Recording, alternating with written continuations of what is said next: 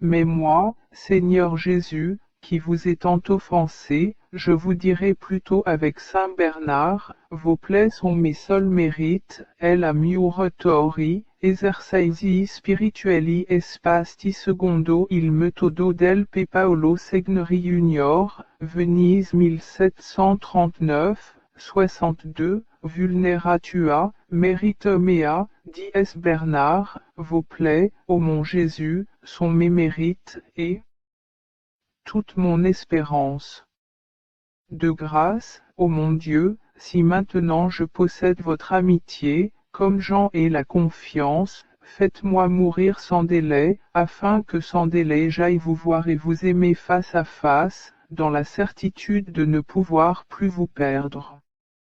Marie, ma mère, obtenez-moi la grâce d'une sainte mort. Jugeons de toutes choses comme si nous étions sur le point de mourir. Si j'étais maintenant sur mon lit de mort, en proie au râle de l'agonie, sur le point de rendre le dernier soupir, pour comparaître aussitôt devant le souverain juge, que ne voudrais-je pas avoir fait pour Dieu? Que ne donnerais-je pas pour obtenir quelques jours de vie en vue de mieux assurer mon salut éternel? Malheur à moi, si je ne profite pas de la lumière que Dieu me donne présentement, si, sans délai, je ne change pas de conduite. Il appela contre moi le temps, LM 1, 15, dit le prophète. Un jour, quand le temps sera presque tout entier écoulé pour moi, ce temps que m'accorde si largement la miséricorde de Dieu, ne servira plus qu'à me bourreler de cuisants remords. Mon Jésus, vous avez employé toute votre vie à me sauver, mais moi, depuis tant d'années que je suis au monde, qu'ai-je fait pour vous? Hélas! Quand j'examine mes œuvres, je n'y vois que des sujets d'affliction et de reproches intérieurs. Ô mon âme, Dieu te donne maintenant du temps, à quoi veux-tu l'employer? Décide-toi sans retard. Et quoi? Tu hésites? Veux-tu donc attendre que le flambeau funèbre s'allume pour te montrer ta coupable négligence, devenue irrémédiable? Attendre que retentisse à ton oreille le « Partez, âme chrétienne », l'ordre de départ qu'il faut exécuter aussitôt. Non, mon Dieu, je ne veux plus abuser des lumières que vous m'accordez. Assez, assez d'abus dans le passé. Je vous remercie de votre nouvel avertissement, peut-être est-ce dernier. Mais cette lumière même que vous me donnez, est un signe que vous ne m'abandonnez pas et que vous voulez me faire miséricorde. Mon bien-aimé Seigneur, je suis affligé plus que de tout autre mal d'avoir tant de fois méprisé votre grâce et vos appels, je veux désormais, avec votre secours, vivre sans vous offenser. Hélas! Combien de chrétiens meurent fort incertains de leur salut. Nous avons eu le temps de servir Dieu, se disent-ils, nous ne l'avons pas fait. Arrivés à l'article de la mort, nous voyons clairement que le temps nous manque pour bien faire. Il ne nous reste qu'une obligation à remplir, rendre compte des bonnes inspirations reçues et repoussées. Que répondre au souverain juge? Seigneur, je ne veux pas mourir dans cette angoisse. Que voulez-vous que je fasse? Daignez me le dire. Faites-moi bien connaître le genre de vie que je dois embrasser, je veux vous obéir en tout. Par le passé, j'ai méprisé vos commandements, maintenant je m'en repens de tout mon cœur et je vous aime plus que toute chose. Ô Marie, refuge des pécheurs, recommandez mon âme à votre divin Fils. Témérité de celui qui offense Dieu par le péché mortel. Dieu ne peut pas ne pas haïr le péché mortel, puisque le péché mortel va directement à l'encontre de sa divine volonté, il est destructif de la divine volonté. S. Bernard, Résurrection, Sermon 3, N3, PL 183, 290, TZ 496, affirme saint Bernard. Et de même que Dieu ne peut pas ne pas haïr le péché mortel, ainsi ne peut-il pas ne pas haïr le pécheur. Au fait, le pécheur ne fait qu'un avec son péché par sa révolte contre Dieu. Dieu, dit le sage, déteste également l'impie et son impiété. SG 14, 9. Quelle témérité, donc, que celle du pécheur. Par son péché il s'attire la haine de Dieu, il le sait, néanmoins il ose pécher. Je vous en conjure, mon Dieu, miséricorde. De quelle grâce de prédilection ne m'avez-vous pas comblé? Moi, en retour, de quelles offenses plus graves ne me suis-je pas rendu coupable? Y a-t-il un autre pécheur qui vous ait autant outragé? De grâce, donnez-moi la douleur de mes péchés. Qu'est-ce que Dieu? C'est le Tout-Puissant, qui, sur un signe de sa volonté, a créé toutes choses. Il a dit, toutes choses ont surgi du néant, PS 32, 9. Le Tout-Puissant, qui, sur un autre signe de sa volonté, peut tout anéantir, d'un seul signe, il peut détruire l'univers entier. 2 8, 18. Et le pécheur a l'audace d'affronter ce Dieu tout-puissant, d'encourir de propos délibérés son inimitié. Il a levé sa main contre Dieu, contre le Tout-Puissant il s'est raidi. JB 15, 25. Que diriez-vous à la vue d'une fourmi qui voudrait se mesurer avec un soldat armé de pied en cap? Que dois-je donc dire de moi, ô Dieu éternel, de moi qui fus tant de fois assez téméraire pour vous désobéir et m'attirer sciemment votre disgrâce, au mépris de votre toute-puissance? Vous auriez pu me punir sur le champ. Votre passion me rassure, j'espère de vous mon pardon, ô Dieu mort pour me pardonner. Qu'est-ce qui met le comble à la témérité du pécheur? C'est qu'il offense Dieu sous les yeux même de Dieu. De là cette plainte du Seigneur, ce peuple ne cesse de me provoquer à la colère en ma présence. Et 65, 3. Quel sujet aurait la hardiesse de violer la loi sous les regards même du prince? Le pécheur sait fort bien que Dieu le voit, cette considération ne l'arrête pas, il pêche, et n'hésite pas à faire son Dieu témoin de son péché. Ah! Mon bien-aimé Sauveur, voici le téméraire qui méprisa tant de fois sous vos yeux, vos saints commandements. Je suis donc l'une de ces âmes perdues qui n'ont que trop mérité l'enfer, mais vous êtes mon Sauveur. Vous êtes venu sur la terre effacer les péchés et sauver ceux qui avaient péri. LC 19, 10. Quel vif regret j'ai de vous avoir offensé. Vous m'avez donné tant de preuves de votre amour, et moi, je vous ai causé tant de peine.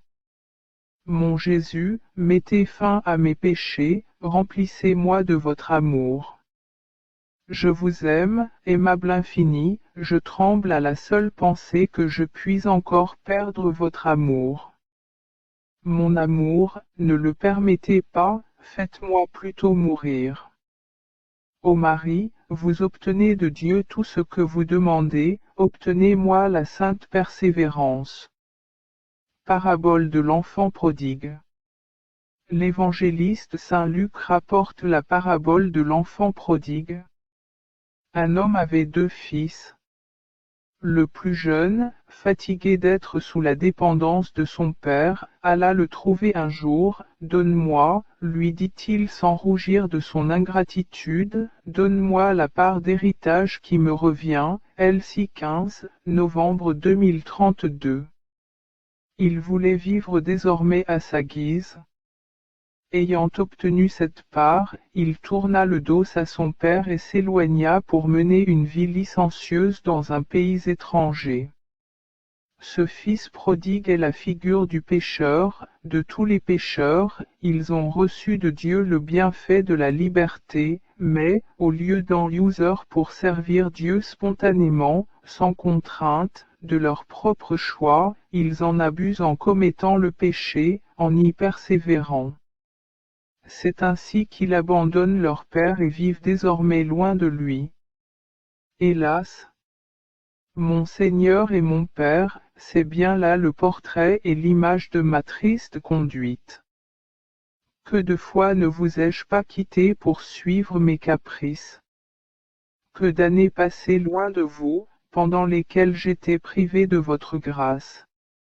L'enfant prodigue, une fois séparé de son père et livré tout entier au désordre, ne tarda pas à tomber dans une misère extrême, au point d'être forcé de devenir gardeur de pourceaux et de ne pouvoir même pas apaiser sa faim avec la vile nourriture qu'il leur jetait. Le pécheur, qui délaisse Dieu, est pareillement la proie d'un inexorable chagrin, car loin de Dieu, aucun plaisir terrestre, même le plus exquis, ne peut contenter le cœur de l'homme. L'enfant prodigue, considérant l'excès de sa misère, s'écrie enfin, je me lèverai, et j'irai trouver mon Père. Ô mon âme, imite cet exemple, lève-toi, sors du bourbier de tes péchés, retourne à ton Père céleste, avec l'assurance qu'il ne te repoussera pas. Oui, mon Père et mon Dieu, je le reconnais, j'ai mal fait de vous quitter, je m'en repens de tout mon cœur, j'en suis profondément affligé. Ah! Ne me rejetez pas, car je reviens avec la douleur sincère de vous avoir offensé et la ferme résolution de ne plus jamais vous quitter. Mon Père bien-aimé, pardonnez-moi, donnez-moi le baiser de paix, et recevez-moi dans votre grâce. Arrivé devant son père, l'enfant prodigue se jette à genoux. Mon père, s'écrie-t-il humblement, je ne mérite plus d'être appelé votre fils. Attendri jusqu'aux larmes, le père l'embrasse, oublie son ingratitude passée, il est tout entier possédé par la joie d'avoir retrouvé le fils qu'il avait perdu. Ô Père infiniment bon, permettez que, moi aussi, pénétré de douleur à la vue de mes offenses, je vienne me jeter à vos pieds et vous dire, mon Père, je ne mérite plus d'être appelé votre fils, puisque j'ai tant de fois eu l'audace de vous abandonner et de vous mépriser, mais je sais que vous êtes le meilleur des pères et que vous ne pouvez pas repousser un fils repentant. Par le passé, je ne vous ai pas aimé, daignez reconnaître que, maintenant, je vous aime plus que toute chose, et que, par amour pour vous, je suis prêt à supporter toutes sortes de peines. Faites, par votre grâce, que je vous sois toujours fidèle. Ô Marie, Dieu est mon Père, vous êtes ma mère, je vous dis donc, ma mère, ne m'oubliez pas. Quel mal est la tiédeur! Impossible d'exagérer le mal que fait aux âmes la tiédeur. Sans doute, les âmes tièdes conservent la crainte du péché mortel, mais elles font peu de cas des péchés véniels même délibérés et négligents de s'en corriger. À chacune d'elles le Seigneur adresse cette terrible menace, parce que tu es tiède, je vais te vomir de ma bouche. AP 3, 16. Vomir signifie abandonner, on ne reprend plus une nourriture que l'on a rejetée. L'âme tiède déshonore Dieu, sa conduite, à défaut de parole, tient à tous ce langage, Dieu. C'est un pauvre maître qui ne mérite pas qu'on le serve avec plus de soin. Il n'est que trop vrai, mon Dieu, que, par le passé, je vous ai déshonoré, mais je veux changer de vie. Aidez-moi.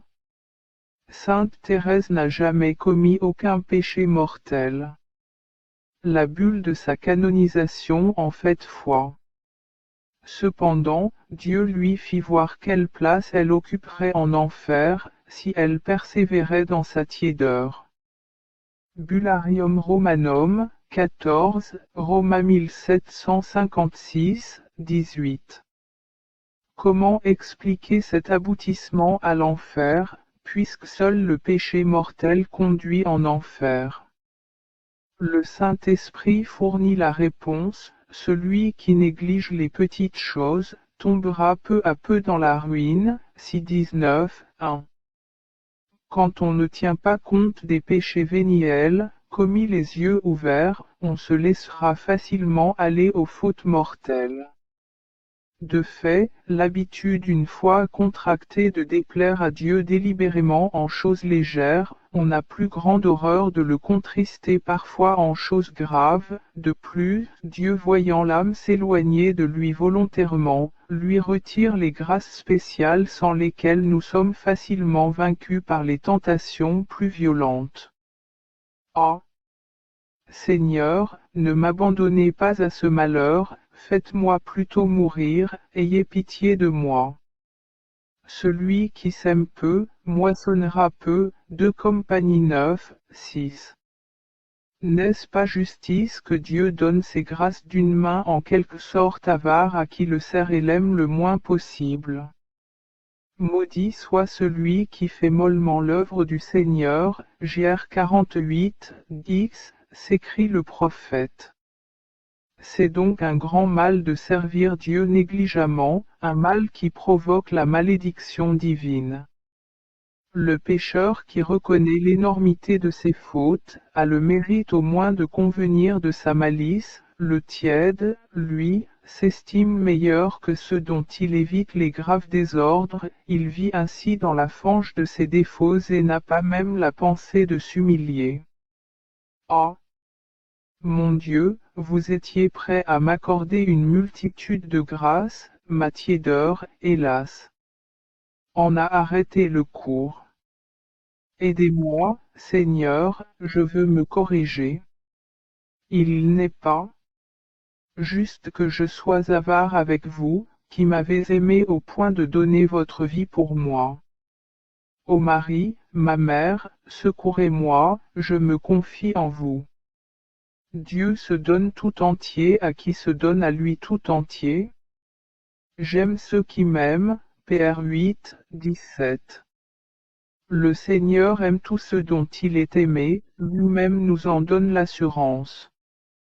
Mais prétendre au don total de Dieu, alors que l'on ne donne soi-même au Créateur qu'une partie de son cœur, en réservant l'autre pour la créature, c'est vouloir une chose impossible. Sainte Thérèse en fit l'expérience. Elle avait conservé pour l'un de ses parents une affection, non pas impure, mais seulement désordonnée, naturelle. Elle dut en faire le sacrifice. Quand elle eut rompu cette dernière affection sensible, elle mérita d'entendre le Seigneur lui dire, « Maintenant que tu es tout à moi, je suis tout à toi. » Ah! Mon Dieu, quand viendra le jour où je me verrai tout à vous? Je vous en supplie, venez détruire en moi, par les flammes de votre amour, toutes les affections terrestres qui m'empêchent d'être entièrement à vous. Quand pourrai-je dire en toute vérité, mon Dieu, je ne veux que vous, vous seul, et rien de plus. Elle est unique ma colombe, ma parfaite, c'était 6, émoticône n'en croyant pas ses yeux. Quand une âme s'est donnée totalement à Dieu, Dieu l'aime d'un amour tellement ardent, qu'il semble n'en aimer aucune autre, aussi l'appelle-t-il sa colombe unique. Sainte Thérèse apparut, après sa mort, à l'une de ses religieuses, l'amour de Dieu, lui révéla elle, pour une âme constamment appliquée à l'œuvre de sa perfection, dépasse celui qu'il a pour des milliers d'âmes en état de grâce sans doute, mais tiède et imparfaite. François de Sainte-Marie, Riforma Descalzi, livre 7, ch 30, n4, Bologne 1662, 249. Depuis combien d'années, mon Dieu, ne me pressez-vous pas de me donner entièrement à vous, et je ne fais que vous résister. Je vois s'approcher la mort, vais-je donc la laisser me frapper dans l'état misérable d'imperfection où j'ai vécu jusqu'ici? Non, mon Dieu, car je ne veux pas que la mort me trouve dans cette ingratitude invétérée. Vous-même, prêtez-moi toujours aide et protection, car je veux tout abandonner pour être tout à vous. Sous l'impulsion de l'amour qu'il nous porte, Jésus s'est donné tout entier à nous, oui, s'écrie saint Paul, Jésus-Christ nous a tellement aimés, qu'il s'est livré pour nous, Épée 5, 2. Ainsi notre Dieu se donne tout à nous, tout entier, dit saint Jean Chrysostome, sans rien se réserver de lui-même. S. Jean Chrysostome, homélie sur le PS 44, N11, PG 55, 200. Imaginez une donation de soi plus complète que celle de Jésus-Christ dans sa passion et dans la divine Eucharistie. Dès lors, n'est-il pas juste et souverainement raisonnable que nous nous donnions à ce grand Dieu totalement et sans la moindre réserve? Saint François de Sales ne pouvait s'empêcher d'écrire « C'est peu d'un cœur pour aimer ce bon Rédempteur, qui nous a aimés au point de donner sa vie pour nous. » S. François de Sales, Traité de l'amour de Dieu, livre 7, ch 8, an 5, 35, RVP 664 à 667. Saint Alphonse résume par cette phrase la pensée de saint François de Sales contenue dans ce chapitre. Quelle ingratitude, donc, et quelle injustice de faire deux parts de notre cœur, l'une pour Dieu, l'autre pour les créatures, au lieu de le donner tout entier à Dieu. Ah! Faisons plutôt nôtre le cri d'amour de l'épouse sacrée, il est à moi, mon bien-aimé, je suis à lui, Ct 2, 16. Vous vous êtes donné tout à moi, mon Dieu, je me donne en retour tout à vous. Je vous aime, ô mon souverain bien, mon Dieu, mon tout. Vous me voulez tout à vous, je veux être tout à vous. Ô Marie, ma mère, faites que je n'aime que Dieu seul. Le temps de la mort n'est que trouble et confusion. Vous aussi, soyez prêts, parce que, à l'heure que vous ne pensez pas, le Fils de l'homme viendra, Elsie 12, 40. Le Seigneur ne dit pas, aussitôt que la mort viendra, préparez-vous. Il dit, soyez prêts, c'est-à-dire trouvez-vous prêts quand la mort viendra. De fait, qu'est-ce que le temps de la mort? Un temps de trouble, par conséquent, un temps où l'on est dans l'impossibilité de bien se préparer au jugement particulier et d'obtenir une sentence favorable. Quand vous pouviez faire le bien, dit saint Augustin, vous n'avez pas voulu le faire, comme c'était votre devoir, il arrivera, par un juste châtiment de Dieu, que vous ne pourrez pas le faire quand on vous le voudrait. S. Augustin, du libre arbitre, livre 3, ch 18, n 52, pl 32, 1296, b6, 423. Non, mon Dieu, je ne veux pas attendre le temps de la mort pour changer de vie. Je déteste ma conduite passée, et je veux vous obéir. Que dois-je faire pour vous plaire, dites-le-moi bien, car je suis résolu de rechercher votre bon plaisir en tout et sans réserve. La nuit vient, pendant laquelle personne ne peut agir, Gn 9, 4. Voilà bien ce qu'est en réalité le temps de la mort, une nuit, dans laquelle il est impossible de rien faire. Votre maladie est mortelle, a-t-on dit au malade. L'impression qu'il ne parvient pas à dominer de la funeste nouvelle, les douleurs et les inquiétudes qui le tourmentent, sa pesanteur de tête et, surtout, ses remords de conscience, le jettent dans une telle détresse et un tel trouble, qu'il ne sait plus que devenir. Il voudrait bien trouver le moyen d'échapper à la damnation, mais ce moyen, il ne le trouvera pas. Pourquoi? Parce que le temps du châtiment est arrivé. À moi, la vengeance et la rétribution, pour le temps où leur pied trébuchera. D'été 32-35. Mon Dieu, je vous remercie de m'accorder le temps nécessaire pour me convertir, maintenant que c'est le temps de la miséricorde et non du châtiment. Que je perde tout plutôt que votre grâce. Mon bien suprême, je vous aime plus que tous les biens. Imaginez-vous que vous êtes en pleine mer, pendant la tempête, sur un vaisseau déjà brisé par les écueils et sur le point de sombrer.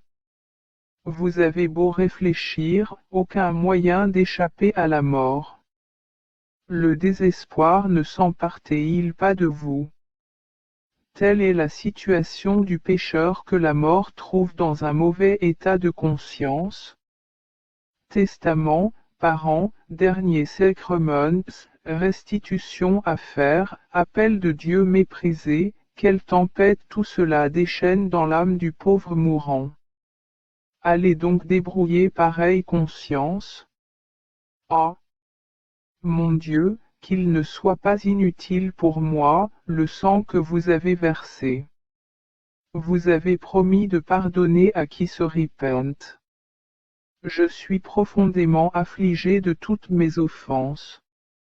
Je vous aime, Seigneur, je vous aime plus que toute chose, je suis résolu de ne plus vous outrager. Comment, après tant de miséricorde que vous m'avez faite, pourrais-je penser à vous déplaire encore? Plutôt mourir, ô mon Dieu. Ô Marie, ma mère, priez votre Fils de ne pas permettre que je l'offense encore. Le pécheur chasse Dieu de son âme. Le Seigneur aime toute âme dont il est aimé, il habite dans cette âme, il en fait sa demeure tant qu'elle ne le chasse pas par le péché. Dieu, dit le Concile de Trente, n'abandonne que s'il est abandonné.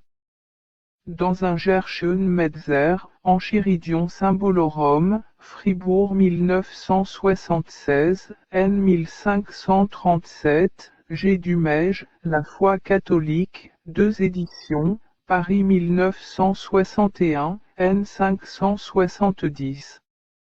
À quel moment précis l'âme chastait-elle Dieu? C'est au moment où, sciemment, délibérément, elle donne son consentement au péché mortel. Le péché mortel est une façon de dire à Dieu, allez-vous-en, je ne veux plus habiter avec vous. C'est l'enseignement de l'Écriture, ils disent à Dieu, retire-toi loin de nous, JB 21, 14. En péchant, ô mon Dieu, j'ai donc eu la triste hardiesse de vous bannir de mon âme et de ne plus vouloir vivre avec vous, mais vous ne voulez pas que je me désespère, vous voulez que je me repente et vous aime. Oui, je me repens, ô mon Jésus, de vous avoir offensé, je vous aime plus que toute chose. Dieu ne peut habiter avec le péché, il est obligé de se séparer d'une âme où le péché fait son entrée. Le pécheur le sait. Par son consentement au péché, il tient à Dieu ce langage, vous ne pouvez habiter chez moi qu'à la condition de me voir renoncer au péché, sinon, vous partez. Eh bien, partez donc. Je préfère vous perdre, que de perdre le plaisir inhérent à mon péché. À l'instant même où Dieu quitte l'âme, le démon entre pour en prendre possession. C'est ainsi que le pécheur chasse son Dieu qu'il aime, et se fait l'esclave d'un tyran qui le hait. Telle fut pourtant ma conduite par le passé, Seigneur. Je vous en conjure, daignez me faire part de cette horreur que vous avez ressentie au jardin de Gethsémani pour mes iniquités. Ah! Mon bien-aimé Rédempteur, que ne vous ai-je jamais offensé? Sors, esprit immonde, et fais place au Saint-Esprit. Rituel romain en latin, Tite 2, ch 2, Ordo Baptismi Parvulorum. Voilà l'ordre que le prêtre intime au démon, quand il baptise un enfant. Sortez de mon âme, Seigneur, et céder la place aux démons. Voilà l'ordre qu'un homme en état de grâce intime à Dieu, quand il commet le péché mortel. Assurément, ô mon Dieu, belle reconnaissance, oui, belle reconnaissance, souvent renouvelée, pour l'amour que vous m'avez porté. Vous êtes descendu du ciel pour me chercher, moi, brebis perdue, je n'ai guère fait que vous fuir et vous repousser. Maintenant j'embrasse vos pieds sacrés et je suis fermement résolu de ne plus jamais me séparer de vous, ô mon bien-aimé Seigneur. Vous, Marie, ma reine, ne m'abandonnez pas. La butte des grâces. Toutes les grâces que Dieu nous accorde. Lumière, appel, bonne pensée. Sont le prix du sang versé de Jésus-Christ. Pour que l'homme pût les recevoir, il fallut que le Fils de Dieu subît la mort et, par les mérites de sa mort, rendit l'homme capable des divines faveurs. Celui, donc, qui méprise les grâces de Dieu, c'est-à-dire n'en fait pas un bon usage, méprise le sang et la mort d'un Dieu. Quelle fut la cause de la damnation de tant de chrétiens qui gémissent maintenant en enfer, en proie au désespoir? Ce mépris énorme. Mon Dieu, je devrais, moi aussi, verser des larmes inutiles en compagnie de ces malheureux désespérés. Je puis maintenant pleurer mes péchés dans l'espérance de votre pardon, je vous remercie de cette grâce que me fait votre miséricorde. À l'heure actuelle, les damnés connaissent parfaitement deux choses, la valeur de la grâce et la gravité du crime qu'ils ont commis en la méprisant, aussi quel cruel supplice leur cause. Supplice éternel. Le souvenir des grâces reçues de Dieu. Mon bien-aimé Rédempteur, éclairez-moi, faites-moi comprendre combien je suis obligé de vous aimer, puisque, au lieu de me punir de mon ingratitude, au lieu de m'abandonner dans mes péchés, vous n'avez fait que multiplier vos lumières et vos tendres invitations. Aujourd'hui même, vous m'appelez de nouveau, je m'empresse de répondre que je veux être à vous, et pour toute l'éternité. Réfléchis, ô mon âme, que si le Seigneur avait favorisé quelque infidèle des grâces qu'il t'a faites, cet infidèle serait maintenant un chrétien affermi dans la vertu. Toi, qu'as-tu fait jusqu'ici, sinon entasser péché sur péché pendant que Dieu t'accordait grâce sur grâce? Si tu persévères dans cette funeste voie, est-il possible que Dieu te supporte plus longtemps et ne t'abandonne pas bientôt? Hâte-toi de mettre fin à tes ingratitudes, tremble que cette nouvelle résistance n'éloigne à jamais de toi toute lumière et toute faveur. Vous ne m'avez que trop supporté, ô mon Dieu. Je ne veux plus provoquer votre colère. Qu'est-ce que j'attends pour me convertir? Que vous m'ayez abandonné? Oh! Ne me rejetez pas de devant votre face, PS 51 50e, 13. Car je veux vous aimer de tout mon cœur, m'appliquer à faire votre bon plaisir. Vous le méritez. Donnez-moi la force de tenir ma parole. Ô Marie, Mère de Dieu, aidez-moi de vos prières. L'amour triomphe de Dieu. Notre Dieu est tout-puissant, qui donc pourrait le vaincre et lui faire la loi? Pourtant dit c'est Bernard, l'amour triomphe de Dieu, est Bernard, Cantique des Cantiques, Sermon 64, N10, PL 183, 1088, BG 661. De fait, un amour vainquit le cœur de Dieu, ce fut son amour pour les hommes, qui le réduisit à mourir sur un gibet infâme afin de les sauver. Ô amour infini, malheur à qui ne vous aime pas. Si quelqu'un privé des lumières de la foi, passant par le calvaire le jour où Jésus-Christ mourut sur la croix, avait demandé quel était ce criminel crucifié, horriblement déchiqueté des pieds à la tête, quel n'aurait pas été son étonnement d'entendre cette réponse, « C'est le Fils de Dieu, vrai Dieu comme son Père. » Puis, qu'aurait-il dit, sinon ce que disaient les païens, folie que cela. En effet, au témoignage du pape Saint Grégoire le Grand, les païens estimaient pure folie de croire en Dieu, l'auteur de la vie, était mort pour les hommes, ses créatures. S. Grégoire le Grand, Les Évangiles, Livin, Homélie 6, pl 76, 1096. Nous-mêmes, n'appellerions-nous pas folie la décision d'un roi qui, par amour pour un vermisseau, se ferait vermisseau lui-même?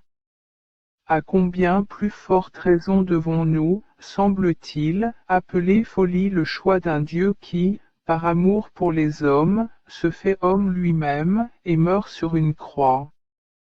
Aussi saint Marie-Madeleine de Poésy, considérant l'amour sans mesure que Dieu nous porte, s'écrie-t-elle dans une extase, « Mon Jésus, vous êtes fou d'amour. » G. Poussini, Vita della Veine sous Monsieur Madeleine de Poésy, p1, ch2, Florence 1611, 18. C'est ce Dieu que moi, misérable, je n'ai pas aimé, étant offensé. Ô mon âme, lève les yeux, regarde attentivement la croix. Se crucifier, en proie à toutes les douleurs du corps, à toutes les angoisses de l'âme, se crucifier, dont l'agonie va se terminer par une mort de pure douleur, sans mélange de la moindre consolation, qui est-il? C'est ton Dieu, tu ne l'ignores pas.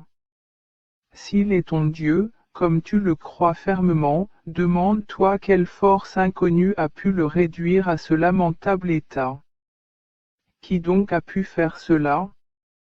Interroge saint Bernard. C'est l'amour, répond-il, l'amour oublieux de sa dignité. S. Bernard, Sermon 64, N10, pl 183, 1088, BG 661. L'amour, en effet, ne recule devant aucune peine, aucun opprobre, quand il s'agit de se manifester et de faire du bien à la personne aimée. Pourquoi donc, ô mon Jésus, avez-vous tant souffert sur ce gibet infâme?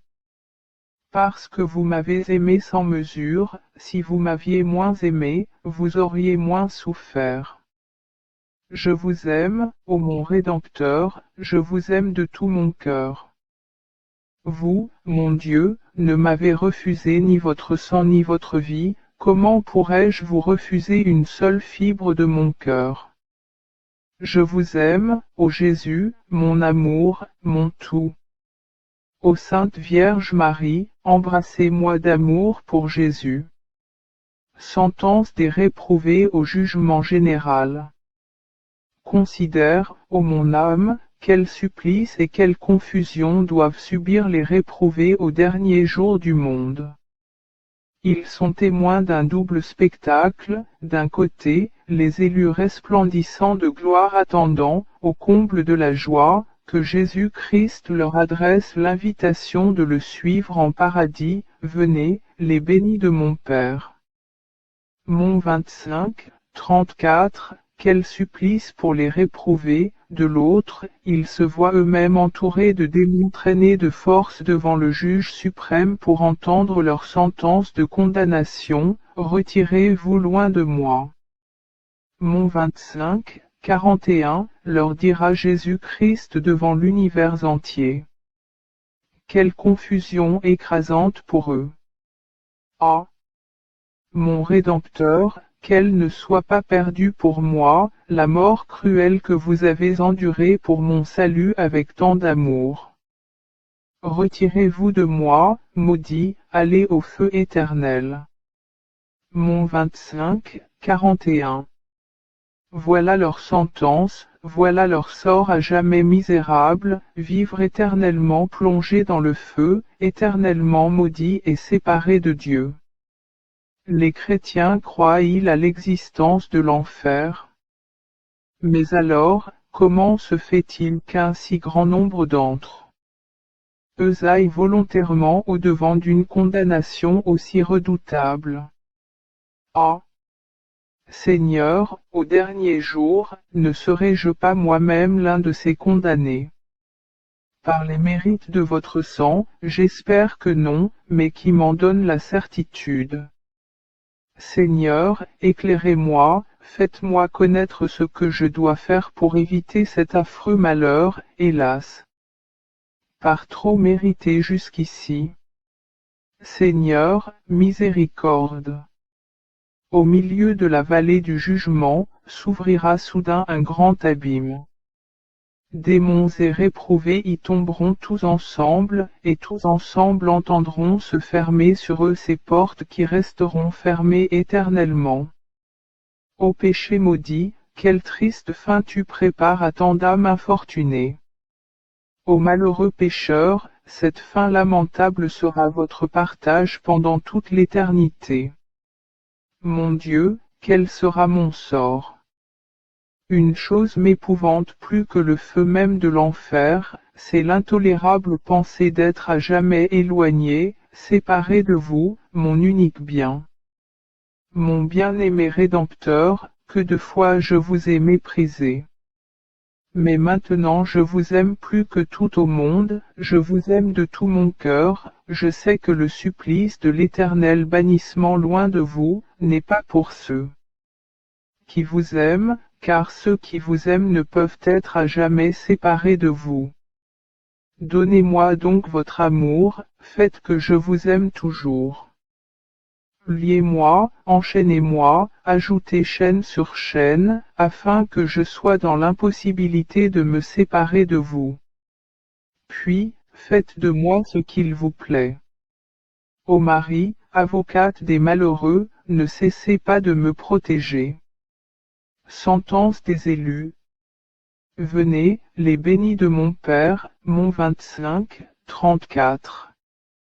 Voilà quelle glorieuse sentence prononcera le souverain juge sur ceux qui l'auront aimé.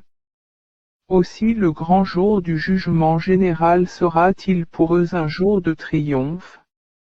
Saint François d'Assise, ayant appris par révélation qu'il était prédestiné, th.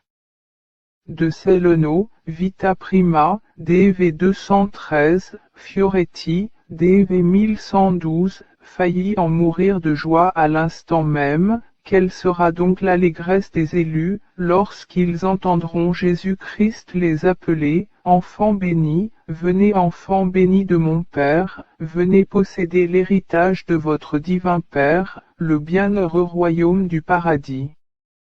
Ce royaume, hélas, je l'ai tant de fois perdu par ma faute, mais, ô mon Jésus, j'espère, par vos mérites, l'obtenir encore.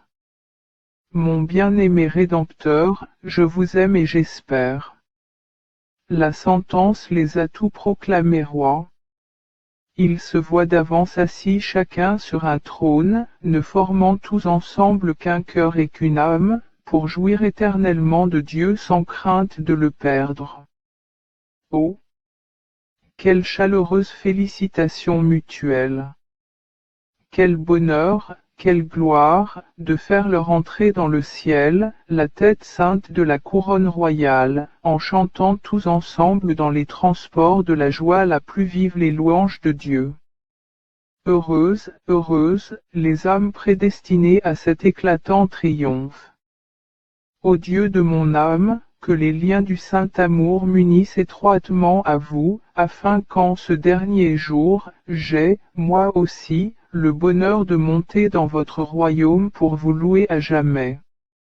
Éternellement je chanterai les miséricordes du Seigneur, PS 89-88e, 2.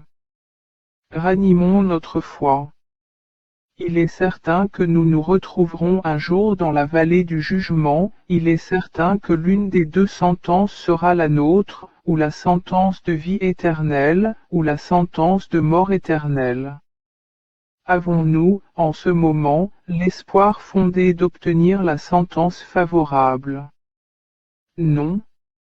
À l'œuvre sans délai pour nous l'assurer, c'est-à-dire, fuite de toutes les occasions qui pourraient causer notre perte, vie d'étroite union à Jésus-Christ par la fréquentation des sacrements, par la méditation, la lecture spirituelle, la prière incessante. L'usage ou la négligence de ces moyens sera pour chacun de nous le gage de notre salut ou de notre réprobation.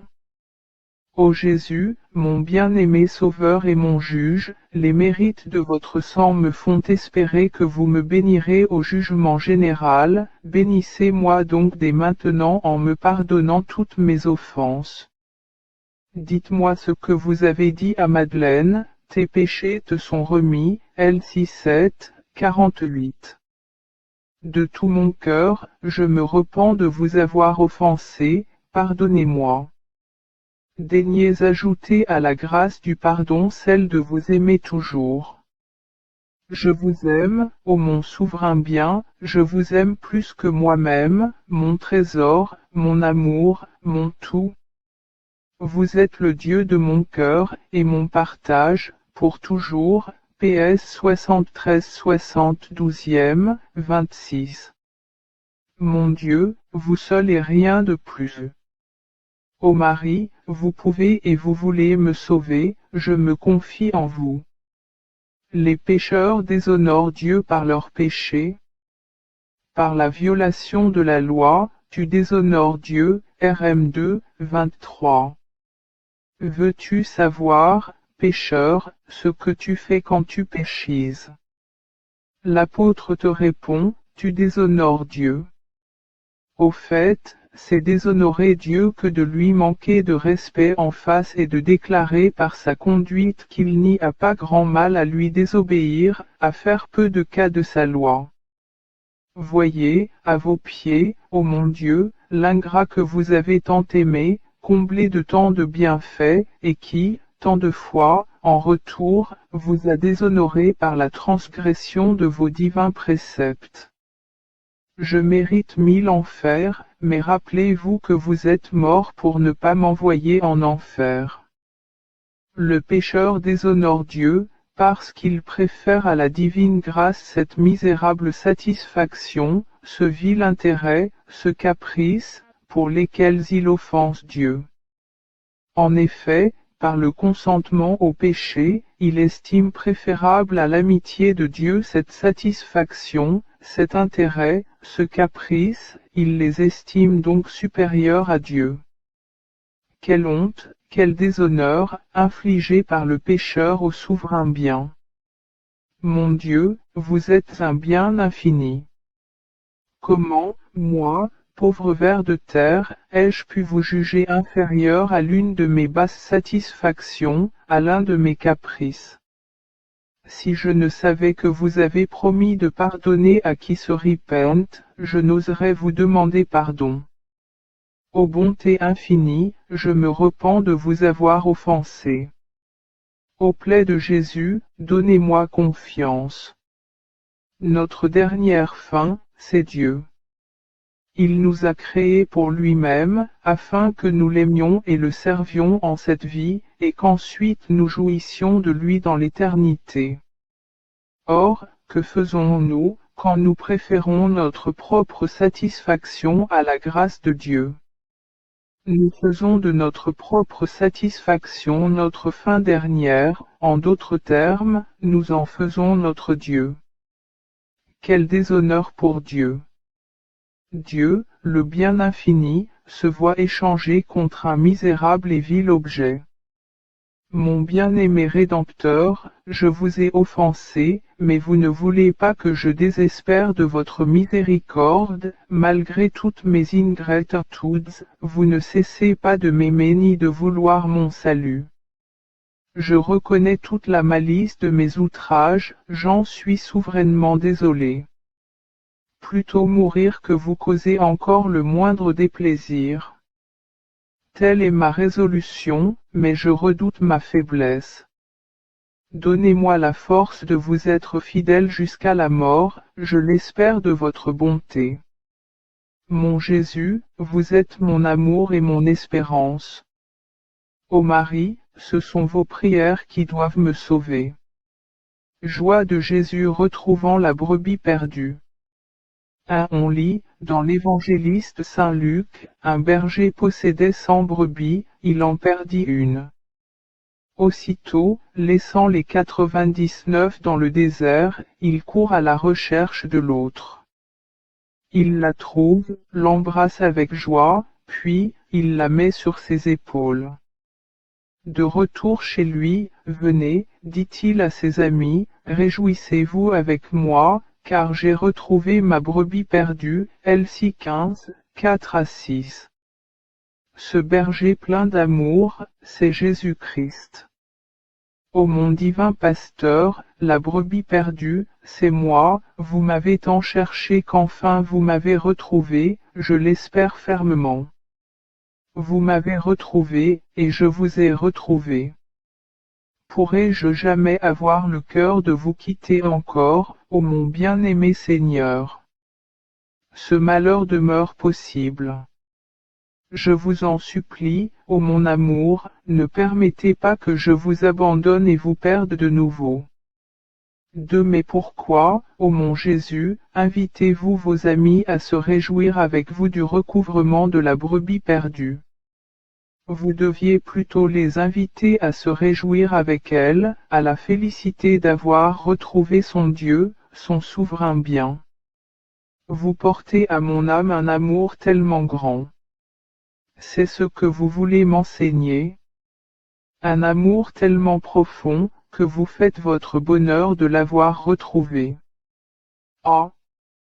Mon doux Rédempteur, puisque vous m'avez retrouvé, daignez m'attacher étroitement à vous, mieux encore, daignez m'enchaîner à vous par les liens imbrisables de votre amour, afin que je vous aime toujours et ne vous quitte plus jamais.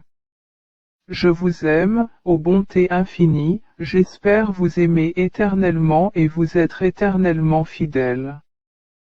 3. À peine le pécheur, contrit et humilié, a-t-il élevé sa voix vers le Seigneur pour implorer grâce et miséricorde, que le Seigneur l'exauce et lui pardonne, à ton premier cri, il te fera grâce, dès qu'il t'aura entendu, il t'exaucera, et 30, 19, affirme le prophète. Me voici donc à vos pieds, ô mon Dieu, c'est la douleur de vous avoir si souvent offensé qui me fait réclamer votre pitié et votre pardon. Quelle réponse ferez-vous à ma prière? Daignez-vous hâter de m'exaucer et de me pardonner? Je ne puis supporter plus longtemps d'être éloigné de vous et privé de votre amitié. Vous êtes une bonté infinie, digne, par conséquent, d'un amour infini. Si, par le passé, j'ai méprisé votre grâce, maintenant je la mets au-dessus de tous les royaumes du monde. Cependant, puisque je n'ai pas craint de vous offenser, je vous supplie d'exercer contre moi votre juste vengeance, mais, je vous en conjure, ne vous vengez pas en me rejetant loin de vous, mais en m'inspirant une contrition si vive, qu'elle me fasse pleurer le reste de ma vie les amertumes dont mes péchés abreuvèrent votre cœur. Seigneur, Seigneur, je vous aime de toute mon âme, sachez-le bien, je ne saurais plus vivre sans vous aimer. Aidez-moi de votre grâce. Vous aussi, ô Marie, aidez-moi de vos prières. Jésus porte la peine de nos péchés? Vraiment, c'étaient nos maladies qu'il portait, et nos douleurs dont il s'était chargé, et 53, 4. Ô sainte foi, si vous ne nous en donniez l'assurance, qui pourrait croire ce prodige, l'homme commet le péché, et c'est le propre Fils de Dieu qui l'expie. Ainsi donc, ô mon Jésus, à moi la faute, à vous le châtiment de la faute. À moi le triste mérite de la mort éternelle de l'enfer, à vous, pour m'en délivrer, la condamnation à mourir sur une croix. En résumé, pour me pardonner, vous n'avez rien voulu pardonner à vous-même, et j'aurai l'abominable hardiesse de vous causer encore le moindre déplaisir. Non, mon bien-aimé Sauveur, je vous dois trop de reconnaissance, la reconnaissance m'oblige par trop à vous aimer. Me voici, je suis à vous. Qu'attendez-vous de moi?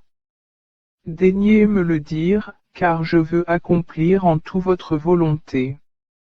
Il a été transpercé à cause de nos iniquités, broyé à cause de nos crimes. Ais 53, 5. Contemple, ô mon âme, dans le prétoire de Pilate, ton Dieu flagellé, couronné d'épines, couvert de plaies des pieds à la tête, de toutes ses chairs déchirées coulent des flots de sang. Écoute-le te dire avec amour, ma fille, vois combien tu me coûtes. Ah! Mon doux Rédempteur, que n'avez-vous pas souffert pour moi?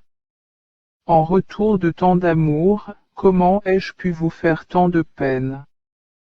Pour ne pas me voir. Damné, vous avez enduré les pires douleurs, et moi j'ai souvent consenti, pour un rien, à vous perdre. Ah! Maudit plaisir, je vous hais souverainement, car vous avez jeté mon Sauveur dans un océan de souffrance. Au souvenir des douleurs de Jésus, sainte Marguerite de Cortone ne pouvait s'empêcher de pleurer amèrement les péchés de sa vie passée. Marguerite, lui dit un jour le confesseur, assez de larmes. Calmez-vous, Dieu vous a tout pardonné. Ah! Mon Père, répartit la sainte pécheresse, comment pourrais-je jamais cesser de pleurer mes péchés, sur lesquels Jésus-Christ a pleuré toute sa vie? Sur ce sujet voir des Thomissant, Vie de sainte Marguerite de Cortone, livre 3, ch 2, Bruxelles 1893, 260 à 263. Moi aussi, ô mon bien-aimé Jésus, j'ai, par mes péchés, rempli votre vie d'amertume. Sainte Marguerite a su pleurer ses fautes, elle a su vous aimer, mais moi, quand donc commencerai-je à pleurer vraiment les miennes, à vous aimer? Je me repens, ô bien suprême, de vous avoir affligé. Je vous aime, ô mon Rédempteur, plus que moi-même. Je vous en supplie, attirez-vous tout mon cœur, embrasez-moi tout entier de votre saint amour, ne permettez pas que je paie plus longtemps d'ingratitude le grand nombre de vos bienfaits. Ô Marie, vous pouvez par vos prières m'élever à la sainteté, faites-le par amour pour Jésus-Christ. Quel bien est la grâce de Dieu? Quel mal sa disgrâce? Ce que Job dit de la divine sagesse, on peut l'appliquer à la grâce, l'homme n'en connaît pas le prix, JB 28, 13. Aussi l'échange-t-il contre des riens. En réalité, la divine grâce est un trésor d'une valeur infinie, SG 7, 14, nos livres saints l'affirment. Aux yeux des païens. Ils le proclamaient bien haut. C'était pure impossibilité que la créature devint l'ami du Créateur. Il se trompait, l'un des effets de la grâce est précisément d'établir une véritable amitié entre l'âme et Dieu. Dieu lui-même appelle son ami, l'âme en état de grâce, lève-toi, hâte-toi, mon ami, c'était 2, 10. Vous êtes mes amis, GN 15, 14. Ainsi donc, ô mon Dieu, aussi longtemps que mon âme conserva l'état de grâce, elle fut votre amie, mais, dès que j'eus le malheur de pécher, elle devint votre ennemi, l'esclave du démon. Vous me donnez le temps de recouvrer votre grâce, je vous en remercie. Mon bien-aimé Seigneur, je me repens de tout mon cœur de l'avoir jadis perdu, ayez pitié de moi, daignez me la rendre, et ne permettez pas que je la reperde jamais. Combien ne s'estimerait-il pas heureux, le sujet que le roi honorerait de son amitié. Il y aurait pourtant, chez ce sujet, hardiesse excessive à prétendre que le roi le tint pour son ami, notre âme peut aspirer à l'amitié de Dieu sans excès de hardiesse. Un courtisan dont parle saint Augustin, disait fort sagement, si je veux être l'ami de l'empereur, j'y parviendrai difficilement, mais si je veux être l'ami de Dieu, je le deviens à l'instant. Il suffit de le vouloir. S. Augustin, Les Confessions, livre 8, ch 6, n 15, pl 32, 755 à 756, BA février 2014, 41. En effet, un acte de contrition ou d'amour restitue au pécheur l'amitié divine.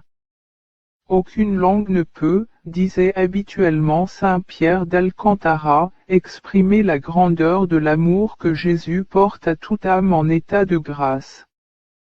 S. Pierre d'Alcantara, Trattato dell'Oratione Meditazione, p1, ch 4, Rome 1706, 26. Ah! Mon Dieu, dites-moi, suis-je en état de grâce?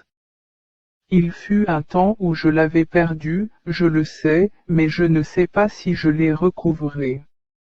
Seigneur, je vous aime et me repens de vous avoir offensé, hâtez-vous de me pardonner. Par contre, combien misérable, l'état d'une âme tombée dans la disgrâce de Dieu. Elle est séparée de son souverain bien. Elle n'est plus à Dieu, Dieu n'est plus à elle. Dieu ne l'aime plus, que dis-je? Il la hait, elle lui fait horreur. Elle était sa fille, il la bénissait, elle est maintenant son ennemie, il la maudit. Voilà donc, ô mon Dieu, l'affreux état où j'ai vécu tout le temps que j'ai passé dans votre disgrâce. J'en suis sorti, du moins je l'espère, sinon, que votre main me tire aussitôt de cet abîme. Vous avez promis d'aimer qui vous aime. J'aime ceux qui m'aiment, Pr 8, 17. Je vous aime, ô mon bien suprême, aimez-moi donc aussi, je ne veux plus vivre loin de vous. Ô Marie, secourez l'un de vos serviteurs, qui se recommande à vous. Identification de notre volonté avec la volonté de Dieu. Le premier effet de l'amour, c'est d'unir les volontés de ceux qui s'aiment. Précisément parce qu'il nous aime, Dieu veut être aimé de nous, et, partant, réclame notre cœur, c'est-à-dire notre volonté, mon Fils, donne-moi ton cœur, Pr 23, 26. Toute notre vie, tout notre salut consiste dans l'union de notre volonté à la volonté divine, celle-ci est, en effet, l'unique règle du juste et du parfait, la vie est dans sa volonté, PS 30/29, 6. Se tenir uni à la volonté de Dieu, c'est vivre et se sauver, s'en séparer, c'est mourir et se damner. Non, mon Dieu, je ne veux plus m'écarter de votre volonté. Donnez-moi la grâce de vous aimer, puis, disposez de moi comme il vous plaît. Quelle est l'unique application des âmes vraiment éprises de l'amour de Dieu? C'est de s'identifier, ce mot seul traduit complètement le mot de saint Alphonse, uniformarsi, toujours plus à sa divine volonté. Aussi, dans la prière qu'il nous a enseignée, quelle grâce nous fait demander Jésus-Christ? Celle d'accomplir la volonté de Dieu sur la terre avec la même perfection que les élus dans le ciel, que votre volonté soit faite sur la terre comme au ciel.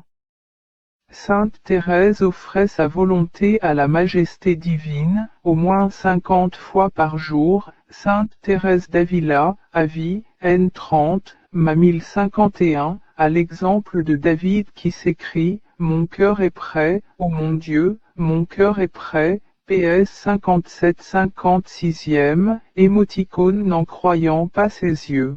Admirez la puissance d'un acte de parfaite identification à la volonté divine, d'un cœur pervers il fait un cœur de saint. N'est-ce pas cet acte qui fit, d'un furieux persécuteur de l'Église, un vase d'élection, l'apôtre par excellence? Seigneur, que voulez-vous que je fasse? AC 9, 6, avait interrogé saint Paul, renversé de cheval sur le chemin de Damas. Mon Dieu, je vous promets de ne plus me plaindre des tribulations que vous m'envoyez. Toutes sont pour mon bien, je le sais. Ma résolution, c'est de dire toujours, Seigneur, que votre volonté soit faite. Vous voulez cela, je le veux aussi. Oui, mon Père, je vous bénis de ce qu'il vous a plu ainsi, JB 1, 21. Votre bon plaisir, c'est le mien. Voulez-vous savoir si t'es là même Dieu? Pas de preuve plus péremptoire de son amour vrai, que son habitude de s'identifier tranquillement à la volonté divine dans les choses fâcheuses qui lui surviennent, pauvreté, maladie, revers, désolation. Dans les peines suscitées par la malice des hommes, nous devons regarder, non la pierre qui nous frappe mais la main de Dieu qui la dirige. Dieu ne veut pas le péché de celui qui nous ravit notre bien, notre réputation, notre vie, mais il veut l'acceptation de cette épreuve comme partie de sa main, à l'exemple du saint homme Job qui se contenta de dire, lorsque les Sabéens le dépouillèrent de sa fortune, le Seigneur m'a tout donné, le Seigneur m'a tout enlevé, le bon plaisir de Dieu s'est réalisé, que le nom du Seigneur soit béni. JB 1, 21. Hélas! Ô mon Dieu, telle ne fut pas ma conduite jusqu'ici. Que de fois, pour faire ma volonté, j'ai méprisé la vôtre. Mais alors je ne vous aimais pas, maintenant, je vous aime plus que moi-même. Aussi, j'embrasse toutes vos saintes décisions, je veux vous plaire en